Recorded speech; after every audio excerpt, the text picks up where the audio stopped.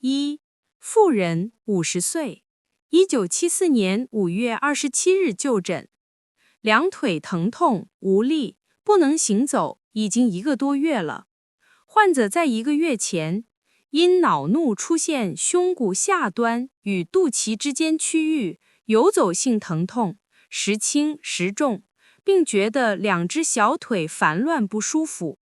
经过治疗，腹部不痛了，但2个膝关节一阵阵的痛，右侧较重并感觉凉，肌肉有时会跳动，腿痛的时候有时感觉到牵引2侧腰部，手脚有时觉得凉，背部稍微怕风。近几天小腿烦乱加重，竟然到了睡觉的时候，身体转动也困难，难以入睡，经常整夜坐着，饮食大大减少，面色萎黄，舌质稍微有些红，舌苔薄白，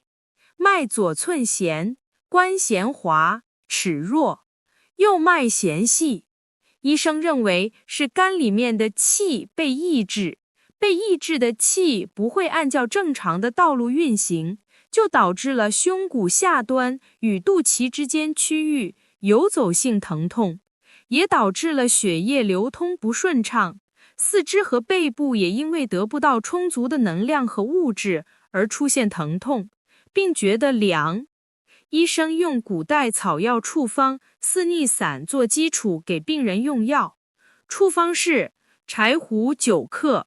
白芍6克、枳实9克、牛膝9克、甘草9克。这是1天的量，把这些药混合熬成汤，汤汁1天分2次喝完。医生给了病人1天的药。5月28日复诊，昨晚喝第1次药后，当夜2腿烦乱的感觉消失了，肌肉跳动与疼痛都停止了，其他症状也明显减轻，精神与食欲也有好转。医生又给了病人3天的药，病人喝了全部的药，病就全好了。提示：一、气，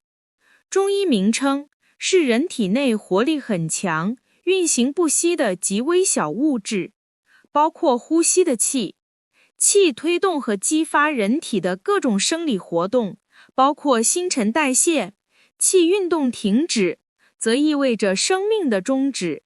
人体中有些物质是一定存在的，但是却看不见，有的甚至只有在人体活着的时候存在，例如呼吸的气。思考：一、